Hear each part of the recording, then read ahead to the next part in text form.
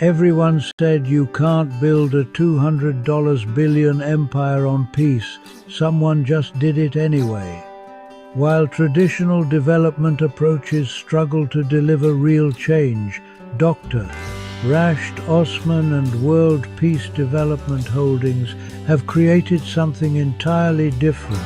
They call it the Peaceism ecosystem, and it's turning everything we know about mega-scale development upside down.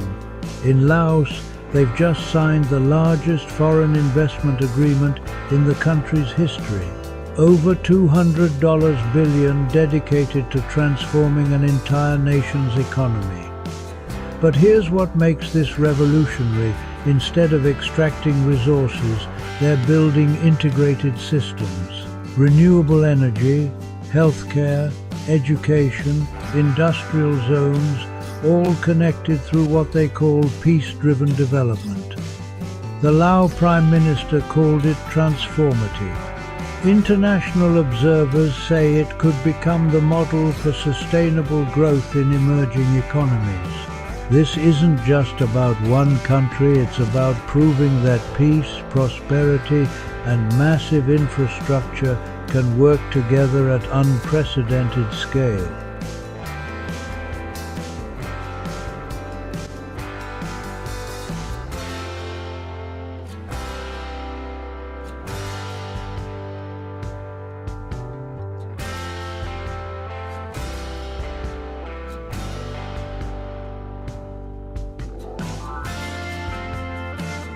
World Peace Development Holdings builds mega-scale, peace-driven ecosystems with governments and private partners. The approach aligns infrastructure, industry, and social services to create jobs and resilience. At the center is people access to work, food, healthcare, education, housing, justice, and safety. Peace isn't abstract, it's dignity, protection, and equal opportunity. Join the Peaceism ecosystem. Learn, partner, and co-build the blueprint for sustainable prosperity. The Peaceism ecosystem is an operating system for national development. It coordinates governments, private partners, and communities in one integrated frame. Employment. Large-scale jobs and skills pipelines power long-term growth. Food. Regenerative agriculture and smart logistics for secure supply. Healthcare. Universal access and preventive care systems. Education. Lifelong upskilling for an adaptive workforce. Housing. Affordable, resilient, community-centric design. Justice. Transparent governance and rights protections. Safety, conflict resolution, disaster readiness, and cybersecurity. Peacecoin is the digital rail for transparent value distribution. It's not an investment contract. Coins are allocated based on human existence and community effort. Assets and decisions are recorded for auditability and public trust. A trustee model guides decisions with clear accountability. Community voice shapes priorities and surfaces local solutions. Design is community-centric solutions built with, not for, people. Capital grows alongside forests, skills, and incomes, not at their expense.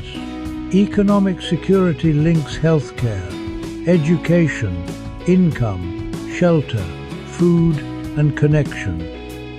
A free global series activates collaboration from jobs and food to justice and resilience. The narrative is peace-first unity of humankind, dignity without borders, because all mankind is from one family. Opportunity must be universal.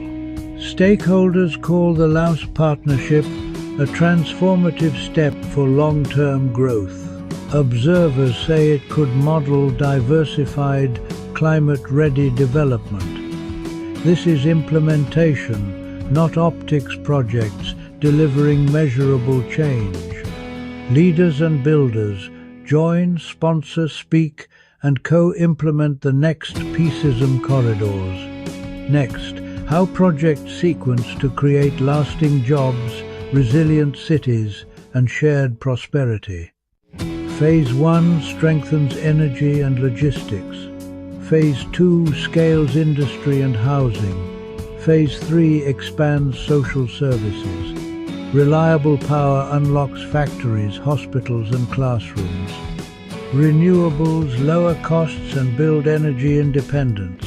Freight corridors and smart customs accelerate exports and reduce waste.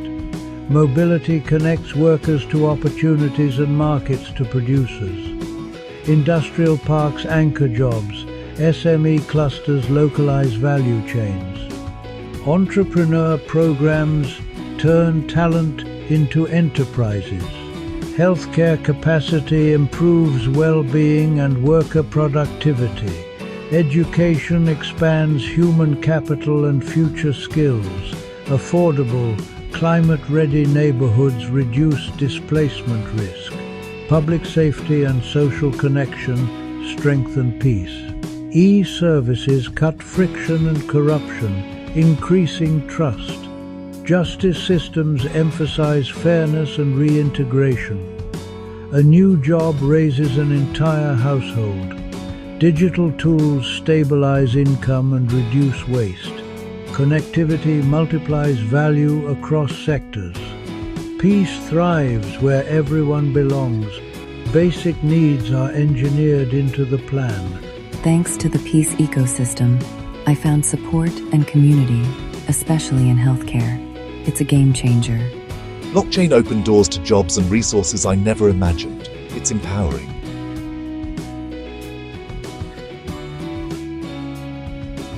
Visit the Expo series, Partner on Corridors. Let's turn peace into prosperity. We build for those who come after us. Clean power fuels opportunity. Care for all protects dignity. Skills for tomorrow unlock prosperity. Peace is measurable when lives improve transparently and at scale.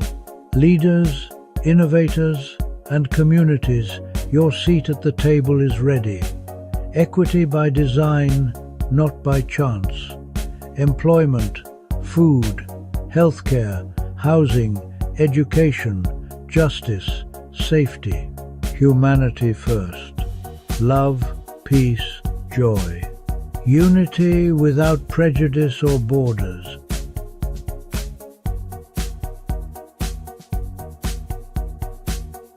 From river valleys to smart cities, the future is being built. World Peace Development Holdings, building a sustainable future through the Peaceism ecosystem. Subscribe, share, and join the mission. Peace is a plan and a platform.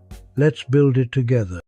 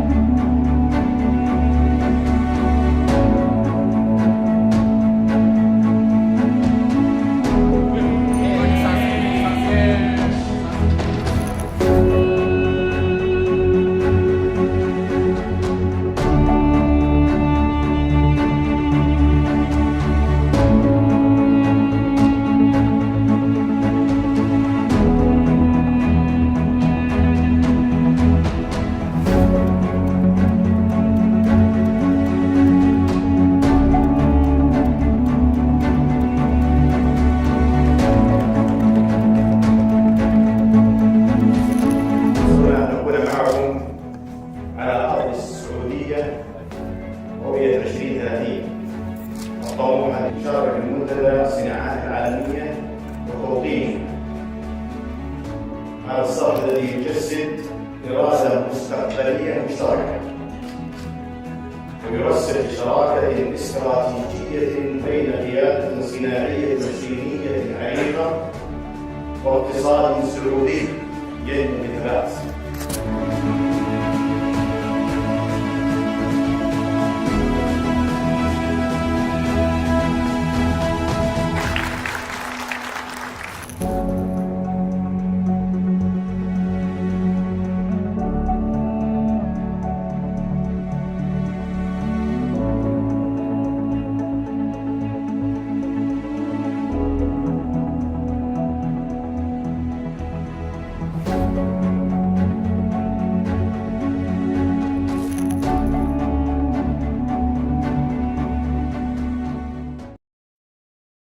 My world shattered that night. Someone broke into my home, the one place I thought was safe. They took things, yes, but they took more than that. They stole my peace of mind. Every creak of the floorboards makes me jump. I look at my neighbors and wonder if I can trust them. I feel a deep ache in my chest, anger, fear. The police came, they wrote a report, charges, court dates. But no one asked me what I needed. No one asked how to make the fear stop. I need to understand why this happened to me. I need to know if the person who did this sees the damage they caused. Do they know I lie awake at night? Do they know I am afraid in my own house? I need them to hear my voice. I need them to see my face. I need them to understand the harm they created. Punishment alone feels empty. It will not give me back my sense of safety. It will not answer the questions that haunt my quiet moments. I need something more. I need a way to heal from this wound, not just a way to punish the person who inflicted it. I hope to put the pieces of my life back together. I hope to feel safe again in my own home. I want to believe people can change, that harm can be repaired. Maybe if the person who did this could hear my story, something would shift. Maybe if they had to face the real-life consequences of their actions, not just a judge in a robe, they would understand. I am not looking for revenge. I am looking for repair. I am searching for a path that leads away from this constant fear and toward a place of healing and restored trust. This desire for something more than punishment is where restorative justice begins. It starts with the voice of the person who was harmed. It listens to their needs for safety, for truth, and for repair. It recognizes that when a wrong is done, it creates obligations, unpacking the core ideas. Restorative justice is a different way of thinking about crime and conflict. The usual justice system asks 3 questions. What law was broken? Who broke it? What punishment do they deserve? This approach focuses on rules and punishment. It often leaves the victim on the sidelines. The offender is defined by their worst act. The community watches from a distance as the formal system takes over. Restorative justice asks a different set of questions. Who has been hurt? What are their needs? Whose obligation is it to meet those needs? This changes everything. The focus shifts from broken laws to harmed people and broken relationships. The goal isn't just punishment. It's repairing the harm as much as possible. Healing for the victim. Accountability for the offender, peace for the community. This approach is built on a few simple but powerful ideas. The first idea, harm creates obligations. The person who caused the harm must understand the impact and do what they can to make things right. The second idea, victims should have a voice, a right to be heard, to ask questions, to say what they need to heal. The third idea, the community has a role. Supporting both parties. Upholding respect. Upholding safety. Ultimately, restorative justice restores balance. Restore the person harmed to security. Restore them to dignity. Safety is the most important rule in restorative justice. Without a deep and unwavering commitment to safety, the process cannot work. It can even cause more harm. This means the physical, emotional, psychological well-being of every participant, especially the person who was harmed. They must be the top priority at all times. Before any meeting happens, careful preparation must be done. Create a safe container for the difficult conversation. The principle of consent is central to ensuring safety. No one can be forced to participate. The person who was harmed must voluntarily agree to take part. They have the right to say no at any time, for any reason. They also have the right to choose how they participate. They might not want to meet the offender face to face. They could choose to write a letter to be read aloud. They could have a trusted friend or advocate speak for them. Giving the victim control over their participation helps restore agency. A trained facilitator plays a critical role in establishing and maintaining safety. This person is not a judge, but a guide. The facilitator meets with the victim separately. The facilitator meets with the offender separately. They listen to each person's story. They explain the process clearly. They set ground rules for respectful communication. During the meeting, the facilitator ensures rules are followed. No one is shamed, no one is blamed, no one is interrupted. The facilitator's calm and steady presence helps everyone feel secure enough to speak honestly and vulnerably. The restorative meeting, often called a conference or a circle, is the heart of the process.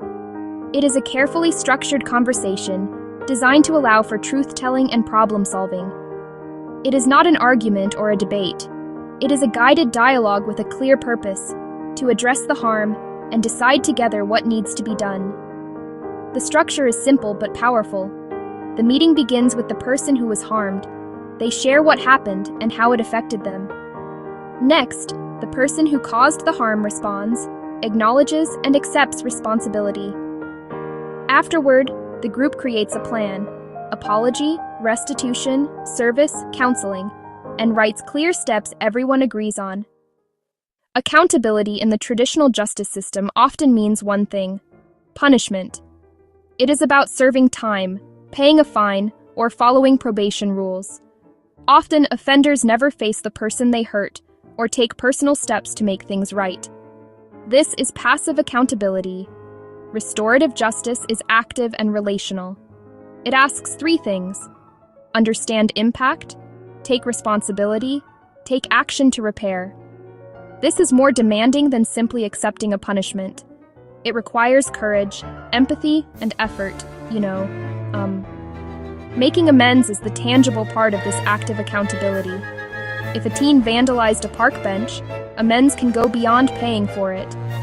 Working with the Parks Department for a month, writing a respectful apology, completing realistic tasks, related to the harm, respectful to the victim, and achievable for the offender.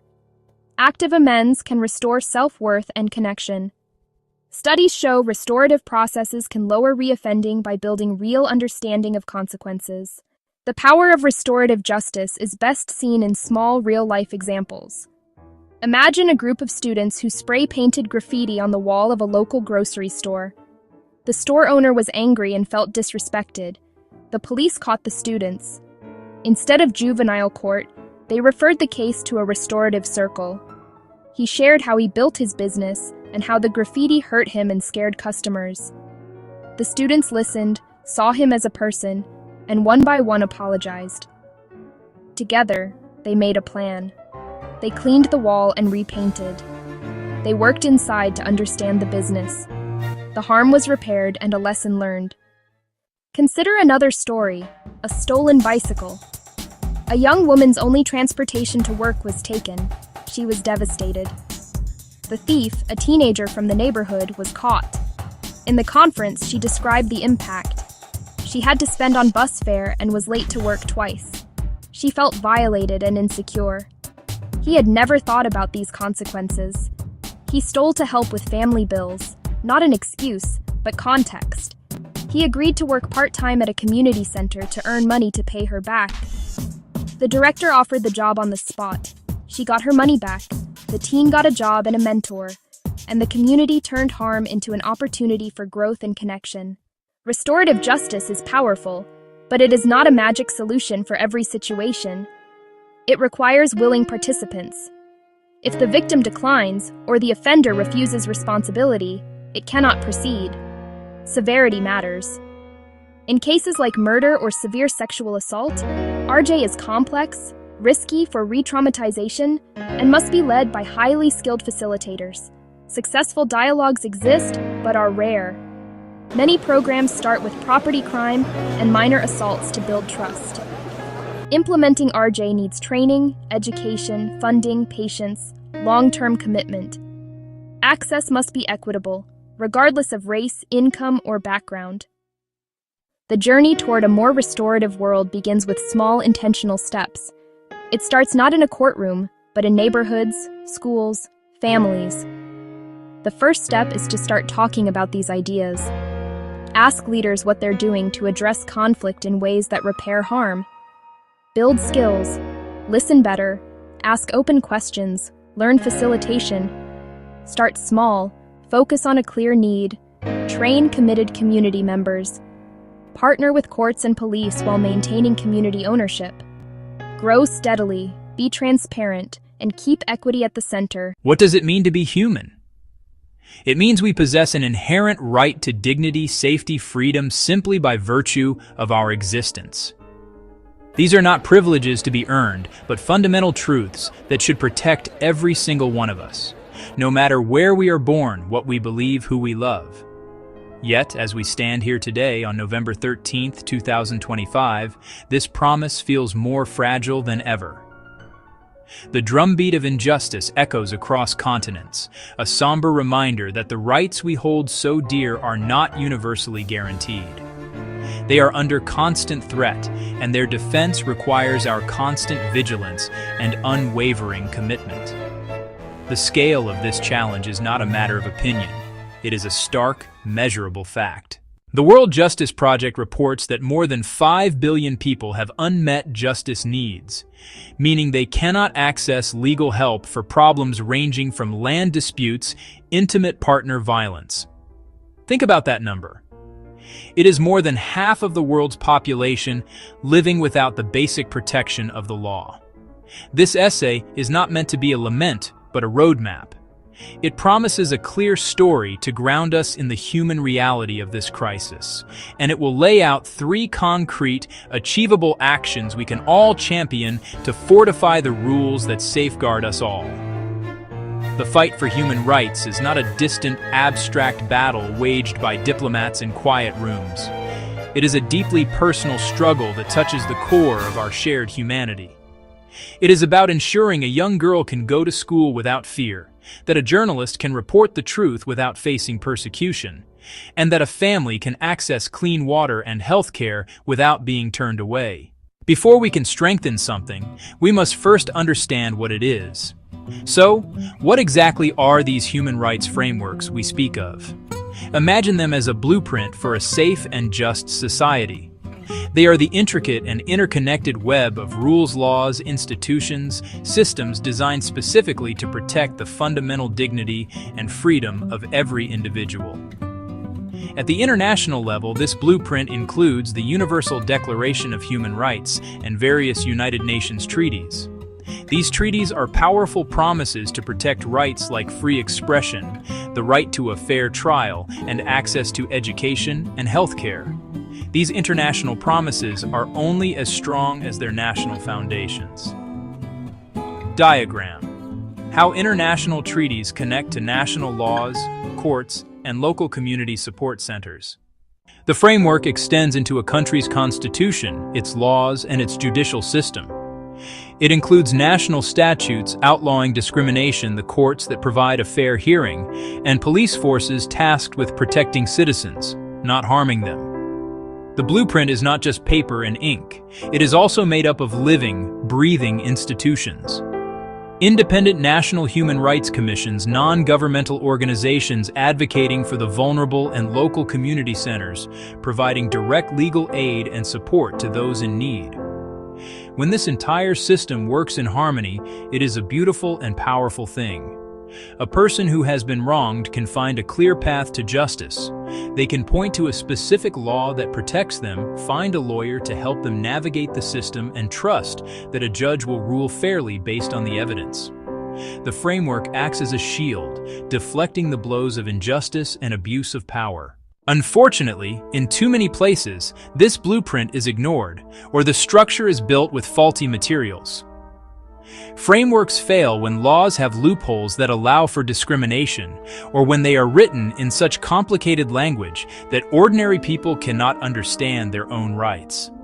They crumble when the courts are not independent, when police are corrupt, or when leaders simply decide to ignore their own country's legal and international obligations. The framework becomes a hollow promise, a beautifully drawn plan for a house that was never built. To truly grasp why these frameworks matter, we must move beyond abstract concepts and see the world through the eyes of someone whose life depends on them. Let me tell you about a young woman named Lena. She lived in a small, rural town, far from the capital city where laws are made and debated. Her family worked the land, earning just enough to get by, but they had very little in savings. The village was picturesque, but it lacked the basic infrastructure that many of us take for granted. There was no local health clinic. One day, Lena fell seriously ill with a respiratory infection that required urgent medical attention. The local law, on paper, guaranteed a right to health care for all citizens, but it provided no mechanism for how that right could be accessed in remote areas. No mobile clinics, no travel subsidies, no system to keep medicines stocked outside major cities. The human rights framework that was supposed to protect Lena had a gaping hole in it, a blind spot for people living in poverty and in rural communities. Feeling desperate, Lena's father tried to file a complaint with the local authorities, asking for assistance. He was met with indifference and bureaucracy. No designated office handled such grievances, no one to guide him through petitioning for his daughter's rights. He was told these things take time and that there was no budget for special cases. The fear of speaking out was palpable. Challenging local officials could bring repercussions for his family. The system was not just failing to help, it was actively discouraging people from seeking the help they were entitled to. Lena was trapped by the very framework designed to free her. The first and most fundamental pillar is to forge the laws themselves with both clarity and steel. The laws on the books are the very bedrock upon which all other protections are built. If this foundation is weak, ambiguous, or cracked, the entire structure is at risk of collapse. It is not enough to say we support human rights. We must translate that sentiment into precise, robust, and enforceable legal language. These laws must be easy for every citizen to understand, clearly defining who is protected, what rights they hold, and how those rights can be defended. Review national legislation to align with international standards, such as the Convention on the Elimination of All Forms of Discrimination Against Women. Where gaps exist, new laws must be drafted and passed. Address urgent issues: online harassment, data privacy, climate justice, and the rights of displaced persons. A comprehensive domestic violence law should criminalize abuse, fund shelters, mandate police training, and create fast-track courts. Clarity is essential to access to justice. A clear law empowers a worker, protects a tenant, and equips a parent to demand promised resources. Laws must include duties for officials and consequences for inaction or abuse. Easy to comprehend and difficult to ignore. Having clear and strong laws is a critical first step, but without a robust system of enforcement and accountability, a promise is merely a suggestion. We need institutions that monitor compliance, investigate violations, and hold perpetrators accountable without fear or favor. Effective enforcement begins with an independent judiciary and a well-trained, rights-respecting police force. Accountability is bolstered by a free press and a thriving civil society. They must be protected, not persecuted. A national human rights institution can receive complaints, conduct inquiries, report publicly, and recommend reforms, if independent and well-funded. Internationally, mechanisms like the Universal Periodic Review create diplomatic pressure for change. International courts prosecute the most heinous crimes when national systems fail. From local to global, this web of accountability says, Violations will not be tolerated, and perpetrators will be held responsible. Accountability turns paper promises into lived protections. The third pillar is widespread access and awareness, because a right is not a right if people do not know or cannot defend it. Public campaigns through radio, television, and social media must use simple, accessible language. Education is the first line of defense and should begin early, teaching equality, respect, and inherent worth. Workshops can empower villages to understand rights to land, water, and participation. Tear down access barriers with free or low-cost legal aid, mobile clinics, local help desks, and confidential hotlines. Prioritize those facing the highest barriers. Translate materials, ensure accessible formats, and build culturally sensitive, trusted outreach. By spreading the word and opening every door to justice, we activate people power and strengthen the entire framework. Awareness plus access makes rights resilient, responsive, and real. In an interconnected world, no nation can safeguard human rights in isolation. Pandemics, climate change, economic crises, and mass displacement ignore borders and demand coordinated responses. Strengthening national frameworks is linked to robust international cooperation. Sharing what works saves time and resources. A country can share legislative texts, training manuals, and data with those just starting that journey. Richer nations should support others through financial aid, technical expertise, and capacity building. From independent judiciaries to fair elections, cooperation can seed durable institutions. When governments abuse their own people, international mechanisms investigate, document, seek justice, and apply pressure, even sanctions or humanitarian interventions. Partnerships must respect local context, working with civil society, community leaders, and governments to uphold universal principles locally. Securing freedom is a team sport. No nation can win it alone. While institutions hold formal power, the true engine of progress is people. History shows determined civic action can bend the arc toward justice. In our connected age, the actions of individuals, multiplied by millions, become unstoppable. Students use social media to organize peaceful protests and capture global attention. Local groups document harms and lobby for stronger regulations. Grassroots organizations fill gaps and advocate for reform. Stay informed, share knowledge, sign petitions, donate, and choose ethical supply chains. Volunteer, demonstrate peacefully, and, most importantly, vote to hold leaders accountable. The power is in our hands. We must choose to use it. We have journeyed through the architecture of freedom, from the abstract blueprint of international treaties to the deeply personal story of Lena, whose life hung in the balance of a failing system. The path forward is built on three solid pillars: forging laws with clarity and steel, maintaining an unblinking eye of accountability, and throwing open the doors to justice through education and access. We cannot do this alone. It takes international cooperation and relentless civic action. For leaders, act now. Review and align national laws with universal human rights standards. Create and fund truly independent bodies to monitor and hold power to account. Invest in the infrastructure of justice, the clinics, the health centers, the schools that teach equality. For citizens, educate yourself and others. Raise your voice against injustice, online, in your community, and at the back.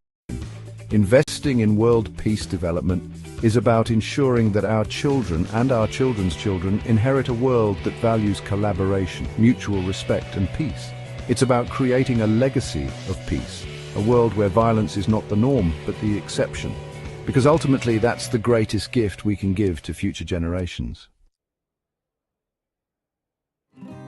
Look, I know we've been talking about some pretty big, complex ideas here, but at its core, peace is actually a very simple concept. It's about kindness, it's about empathy, it's about recognizing the inherent dignity and worth of every single human being. These are values that are echoed in spiritual and philosophical traditions all over the world. And embracing these values, putting them into practice in our daily lives, is essential for cultivating a culture of peace, a world where everyone feels valued, respected, and loved. Section 1. Introduction: The urgent call for digital governance. In our rapidly changing world, the relationship between citizens and their government is more important than ever. People everywhere are asking for more than just basic services. They are demanding a government that is fair, responsive, and clear in its actions. They want to understand the decisions that shape their lives, from how their taxes are spent to how public health crises are managed. This desire for trust and clarity is not new, but the tools we have to achieve it are. Digital technologies now offer unprecedented opportunities to pull back the curtain on governance, making it more open, participatory, and accountable. This essay will explore how technology, specifically through digital transparency and open data, can fundamentally reshape government for the better, empowering citizens and enabling more effective public administration. When government operations are visible, they are improvable. When citizens are invited to participate, armed with information and accessible tools, they become co-creators of public solutions. Unpacking digital transparency. More than just open doors. At its heart, digital transparency means making government information and operations accessible, understandable, and usable through digital platforms. It goes far beyond files on request. It means proactively publishing datasets, budgets, public contracts, and performance metrics in open, machine-readable formats so a journalist, a software developer, a researcher, or an interested citizen can download, analyze, and repurpose without restriction. True transparency is not just about availability, it is about utility. Illuminate how decisions are made, how public money is spent, and how services perform in real time. Let residents follow projects from proposal to completion, flagging delays or overruns as they happen. Create clear digital channels for public participation. Transform government from a black box into a glass house, with simple language, interactive maps, and clear charts that empower the public. When government operations become more transparent, the benefits are tangible. Publishing budgets, contracts, and spending online deters mismanagement and waste. Public oversight pushes officials to be more scrupulous so resources reach their intended purpose. Performance data helps families choose better schools and healthcare, and helps governments improve service quality. Maps expose disparities, powerful evidence for equity-focused advocacy. Openness builds trust, countering misinformation and making systems feel fair. With trust, compliance and participation rise. Open data fuels innovation and economic opportunity. It unlocks value trapped in silos and builds more resilient, inclusive communities. At the foundation are open data portals, central libraries for standardized machine-readable datasets, census information, environmental measurements, government spending, and business registries. Raw data empowers analysis and public-serving applications. Dashboards transform complexity into visuals everyone can grasp. Track outbreaks in real time. See where tax dollars go. Visual aids enable broader engagement. No statistics degree required. Apps like SeeClickFix and Fix My Street let residents report potholes, broken lights, and missed pickups. Clear feedback loops build trust and efficiency. Thousands contribute ideas, deliberate, and co-create the public agenda. In Ukraine, the ProZorro e-procurement system made government contracting radically transparent. Before, insiders, opacity, inflated prices. Public scrutiny increased competition, saved billions, and boosted trust. Boston's BOS 311 geotags issues to the right department in seconds. Open data enabled pattern finding the city hadn't seen. Insights drove proactive deployments and faster repairs. Open data created a common picture for coordinated response, directing resources where needed and slowing spread. Communities found links between broken streetlights and crime spikes. Data to impact, open data, civic analysis, and advocacy delivered safer neighborhoods. Tools must be designed with empathy for the people who use them. Simple, intuitive, accessible. Use plain language and visuals that translate complex ideas into everyday meaning. Explain capital expenditure through concrete outcomes, not accounting terms. Design mobile first and responsive. Many rely on phones as their only internet. Meet accessibility standards so everyone can participate. Co-design with residents. Test prototypes. Build what solves real problems. Make reporting easy, show status, and close the loop. Lower barriers to finding answers. No special degree needed. Thoughtful, inclusive design turns possibility into democratic reality. The most prominent concern: protecting individual privacy. Inadvertent exposure can harm people and erode trust. Apply robust anonymization and aggregate data to protect individuals. Automated systems can encode historical discrimination. Biased data produces biased recommendations, amplifying unfairness. Use algorithmic transparency, regular audits, and human review for high-stakes decisions. Digital first must not become digital only. Maintain offline channels and invest in digital literacy. Centralized systems attract attackers. Breaches damage trust. Invest in cybersecurity, test regularly, and prepare clear response protocols. Leaders must champion openness, release data, even when it's unflattering, and act on insights. Frontline staff need training, resources, and cross-functional teams. Foster experimentation and blend policy with technology. Citizens, NGOs, and local groups turn data into action. Journalists are infomediaries, uncovering failure or success and informing the public. Universities and tech build evidence and usable platforms. Spaces where developers, designers, and policy experts collaborate. Together, they create a resilient ecosystem for continuous improvement. The journey toward transparent, accountable, citizen-centered government is practical and can begin today. Publish budgets, procurement, and key service performance as open data. Create dashboards with clear goals and live status. Provide clear feedback channels and internal processes to respond. Invest in people. Train for data literacy and digital delivery. Citizens, ask for transparency, use the data, and organize around it. Measure success by outcomes in people's lives, not apps launched. Data empowers earlier interventions and meaningful participation. Together, we can harness technology to build open, fair, effective government that we all deserve. Across the globe, a quiet but pervasive crisis is unfolding, one that erodes the very foundation of our civic life. A profound lack of trust between citizens and the governments that serve them. Decisions are often made behind closed doors. Budgets are presented as impenetrable walls of numbers. The processes that shape our communities feel distant and obscure. This creates a fertile ground for suspicion, where citizens begin to assume the worst about how their money is spent and how critical choices are made. This erosion of trust is not merely a matter of public perception. It paralyzes progress, stifles civic engagement, and ultimately weakens the fabric of society. When people feel disconnected from their government, they are less likely to participate, collaborate, or believe in a shared future. This chasm of distrust, however, is not insurmountable. Tools capable of prying open the black boxes of bureaucracy and shining a light on public administration. These are not futuristic, unattainable solutions, but practical digital instruments deployable today to foster openness and accountability. From simple open data portals that make government information accessible to everyone, to complex systems like blockchain, creating immutable, tamper-proof records. The central promise is simple: make government actions visible, verifiable, and understandable to the people they serve. Imagine tracking your tax dollars from the moment they're collected to the exact school, road, or hospital they help fund. This essay will show how digital tools and blockchain can dismantle walls of opacity, use real-world examples to prove their power, and provide a roadmap for leaders and citizens to build honest, responsive, trustworthy governments.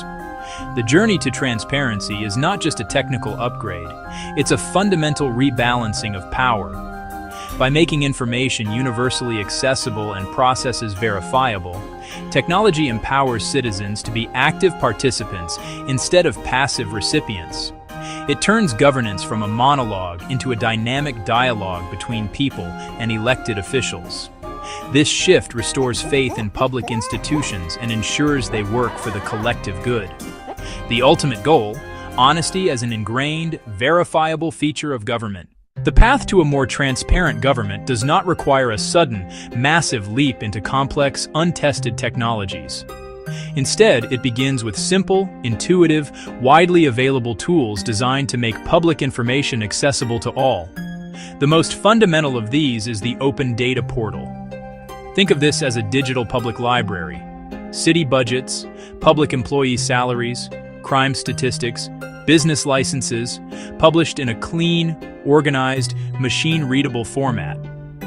Instead of being locked in cabinets or buried in convoluted PDFs, this information is available for anyone to download, analyze, and repurpose, free of charge. These portals are catalysts for civic engagement and accountability.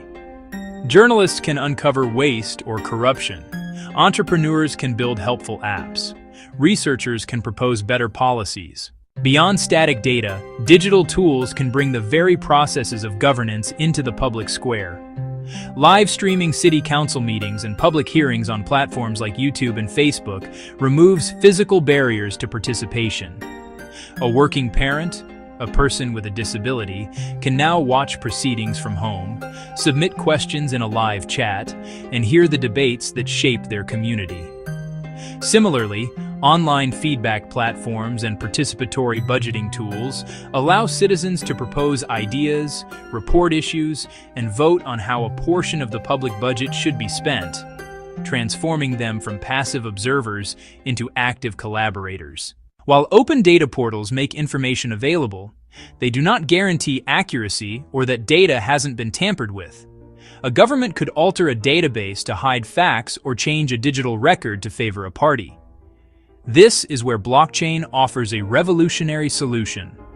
At its core, a blockchain is a shared, distributed digital ledger, thousands of identical linked notebooks across a network. New entries are broadcast, verified by participants, then added as a block to the chain. Each block is cryptographically linked to the one before it, creating a chronological, unbreakable chain. To alter a record, you'd need to change that block and every block after on a majority of computers, an incredibly difficult task. This structure makes blockchain immutable, ensuring the integrity of its information. Recording procurement end-to-end, initial bids to final payments, creates a permanent, auditable trail. No secret bid edits, no hidden favors without a footprint. Land registries, aid tracking, even voting systems gain verifiable integrity. To see real-world impact, look to the Republic of Georgia. After independence, property rights were insecure, bureaucratic, slow, and vulnerable to corruption and fraud. Citizens faced opaque processes, disputes, and low confidence, stifling investment and development. In 2016, NAPR partnered with Bitfury to anchor the digital land registry to a secure, private blockchain. They augmented, not replaced, the database, using blockchain as a secondary verification layer. Transaction essentials, sales, inheritance, were hashed and recorded on-chain. A unique hash created a permanent, time-stamped, tamper-proof record, independent of the central database. People received receipts linking to the blockchain record, enabling independent verification of ownership. Confidence rose, fraud risk dropped, and registration became faster and cheaper. Georgia shows that incremental integration can secure rights, reduce corruption, and stabilize the business environment, delivering a more honest government. While digital tools and blockchain offer immense potential, it would be naive to view them as a magic bullet. The digital divide, connectivity, skills, devices, can exclude the most vulnerable. Moving services exclusively online without equity risks a new form of exclusion. Bureaucratic inertia and fear of scrutiny resist radical transparency. Some resist because openness disrupts entrenched interests. Building secure portals and robust blockchain apps requires investment, development, infrastructure, security, and ongoing maintenance and staffing. Smaller municipalities may lack budget and skilled teams, risking digital ghost towns. A polished portal can still be a veneer. Cherry-picked releases hide controversy. Bad blockchain design can legitimize bad data. Technology is a tool. Without honest intent, legal access frameworks, and a watchful civil society, advanced systems can serve control rather than empowerment. Address the digital divide. Invest in connectivity and create access points in libraries, community centers, and government offices. Commit to digital literacy so everyone can find, understand, and use public information. Start small, scale smart, pick visible, high-impact pilots like broken sidewalks where data is straightforward. Demonstrate success, prove value, and win over skeptics. Iterate based on real-world use before a wider rollout. Implement robust governance, anonymize data, publish clear privacy policies, empower independent oversight. Build privacy by design so verification doesn't expose personal details. Pair tech with strong FOI laws and a vibrant ecosystem. Journalists, academics, watchdogs, via grants and civic hackathons. Ensure data is used to scrutinize action and drive positive change. Transparency requires unwavering leadership. Leaders must champion a clear vision for an open, honest, collaborative government. Make public commitments and weave transparency into policies and communications. Fund portals, training, and pilot projects. Frame as investments in efficiency, development, and trust. Transparent procurement reduces fraud and boosts competition. Identify innovators, give them cover to experiment, celebrate wins, and formalize roles like an Office of Innovation or a Chief Data Officer. Be accountable, share successes and failures, use data to engage the public in fixing problems. Model a culture where data drives learning, not blame. Leaders must build the political and cultural infrastructure where transparency can flourish. Technology can open the doors of government, but citizens must walk through them. The promise of honesty is a two-way street requiring an engaged citizenry. Pay attention, visit the Open Data Portal, explore the interactive budget, tune into council live streams. Public attention signals that transparency is valued and actions are watched. Use feedback apps to report problems. Submit ideas and vote for neighborhood improvements. Be a watchdog. Anyone can analyze public data to drive change. With technical skills, build apps and do deep dive analyses at meetups. Advocate for stronger FOI laws, digital access, and user-friendly tools. Bottom-up pressure creates political will when citizens demand and responsibly use transparency. The distrust separating citizens and governments is not irreversible. With intention, courage, and smart application of technology, it can be repaired. Simple tools make government visible and understandable. Cryptographic security provides unbreakable integrity, verifiable by all. Together, these tools lead to a government that is more efficient and more honest. But the journey faces human challenges. The digital divide, institutional inertia, superficial implementation. Leaders must champion, resource, cultivate openness, pilot, learn, and protect privacy. Citizens must use the tools to scrutinize budgets, report problems, contribute ideas, and hold officials accountable. An open government is only as powerful as the engagement it inspires.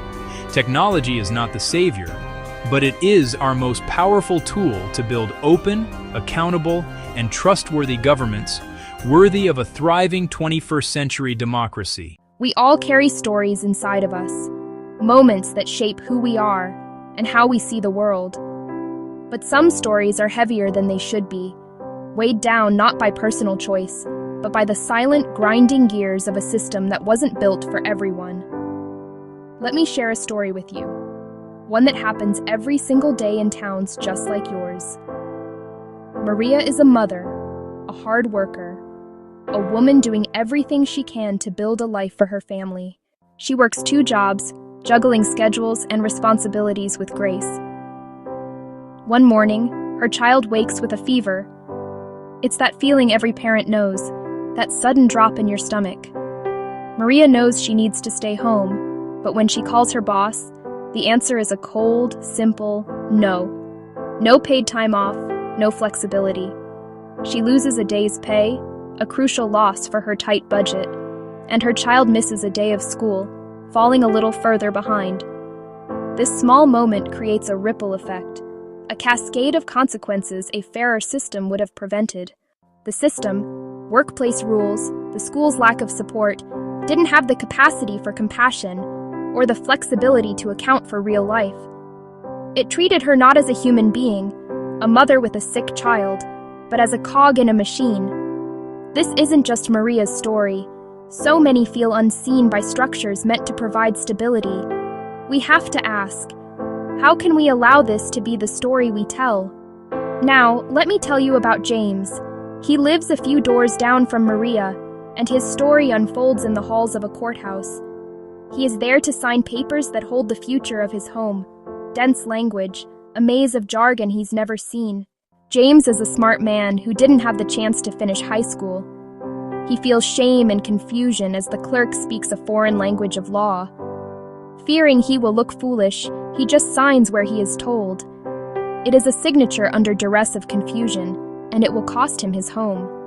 He is left adrift, let down by a system that failed to communicate. These are not just sad anecdotes, they are evidence. Proof that our rules, laws, schools, courts, hospitals, and jobs are not always safety nets. For many, they are mazes with dead ends and hidden traps. They can hurt people, break spirits, and steal futures. This is why we must talk about inclusive justice and equity. When we talk about building a better world, we use big, beautiful words. Justice, equity, inclusion. What do these words truly mean in our everyday lives? Bring them down from the clouds and into our hearts. Justice is fairness, dignity, and an equal opportunity to succeed. The promise that rules apply to everyone in the same way. Not revenge or punishment, balance and restoration. Equality gives the same thing. Equity gives what each person needs to thrive. We don't all start from the same place. Inclusion ensures every voice is heard and every person belongs. Many move through the world unaware of walls surrounding others. For some, barriers are invisible. For millions, Maria, James. One of the highest walls is complicated language. Jargon in legal documents, medical forms, sites, and notices excludes many. Different education, learning disabilities, English as a second language. When you can't understand info about health, home, or freedom, you're at a disadvantage. Clear, simple language is respect, opening a door long locked. Access matters, distance to services, ramps, elevators, internet, devices, skills. True accessibility meets people where they are with multiple pathways. Step 2, clarity, kindness, and open doors. Rewrite every touchpoint, forms, websites, signs, letters. Make it simple, clear, respectful, for moments of stress. Short sentences, everyday words, warm tone, helpful icons, translations. A well-designed form is an act of kindness. Open our doors, physical and digital accessibility. Offer evening, weekend hours, even mobile service vans. Provide online simplicity, and always a non-digital alternative with a real, well-staffed phone line. Remove hidden costs. Question every fee. Use sliding scales. Waive fees when needed. Respect people's time with efficient processes and staffing. We have listened. We have cleared the path. Now, design with people, not for them. Co-design. Move away from decisions made in isolation. Invite true experts, those who use the system, to co-create. Compensate time, expertise, contribution. Review forms, test website prototypes, walk through new processes. That language is still confusing, or this step won't work with 3 kids. This builds trust. People become ambassadors for the system. Co-design ensures cultural competence and durable, beloved, responsive solutions we know will work, together. A city clinic with long, dense forms and long waits. People left without care. Leadership chose to rebuild with compassion. They listened, providing rides and childcare so stories could be heard.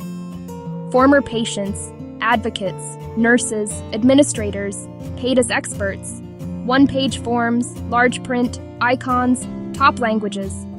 Bus stop added, warm waiting room, kids corner. Deep training and a new role, patient guide. No-shows dropped 40%. Satisfaction soared. The clinic became a place of healing and trust. A new administrator listened, then convened tenants, landlords, legal aid, and clerks to co-design. Simplified forms and plain language guides explaining each step.